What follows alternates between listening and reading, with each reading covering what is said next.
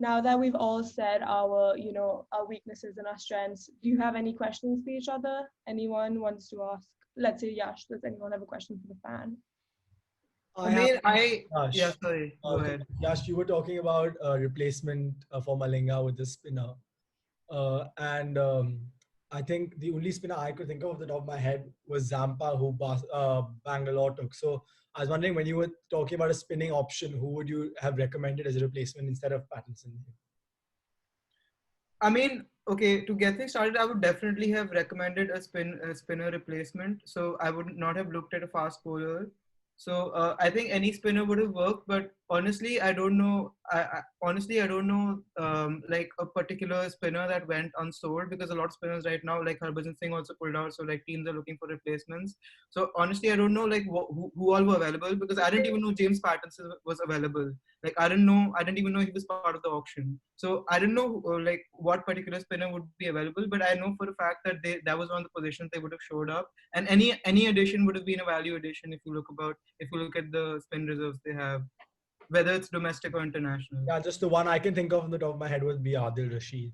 That's the only one I can think of. I mean, Adam Zampa, like you said, was my preference too, but he went to RCB. So I still think anyone else would be a better because Pattinson isn't really a T20 bowler anyway. I was checking his stats, and he's played like 50 games in his entire career, and he's not really a T20 specialist. So that was one thing that I was really surprised by. But I still think that there is enough things to be confident about for the upcoming season. Fair enough. Okay, great. Any other questions or Also, comments? I wanted to add about how you guys were talking about middle order quality, middle order batsmen, and I agree with the point. I brought it up, but in terms of Surya Kumar Yadav, like at this moment, if I talk about my best 11, he's there, but he's the one who will get replaced for the balance of the team. Like we'll talk about that later. But in my team right now, because I have Chris Lynn as the opener, so I have to play Ishan Kishan. That's why I have Surya Kumar Yadav Okay. be the one who's giving up his places. So I guess that would probably add to your We'll get problem. there. But We'll discuss get it. to that. Yeah, we'll get to that. We'll get to the teams. We'll get to the teams, and I can already predict that we're going to have an interesting conversation about this. So, Yes, you know I expected controversy. I expected controversy, but that's what we're here for. No, that's great. So before we move on to the best 11s, does anyone have another question or comment to add, or should we go ahead?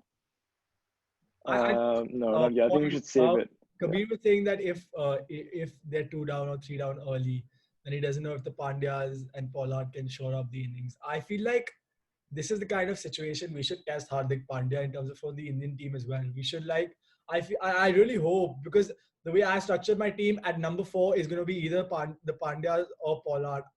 Exactly same. I've not put Hardik there, but I really hope they play Hardik there and give him that kind of like responsibility, just to see if he can carry the team and carry the responsibility in that situation. It'll be really good for the Indian team also going forward. I mean, just to so I get what you mean. You should always give Hardik Pandya more time to play as a batsman, just so he can improve his game. But I don't know about you guys, but do you guys remember when Rishabh Pant and Hardik Pandya were playing? I think it was the New Zealand game, right? And it was basically, I know it was a bad day. It was a bad day.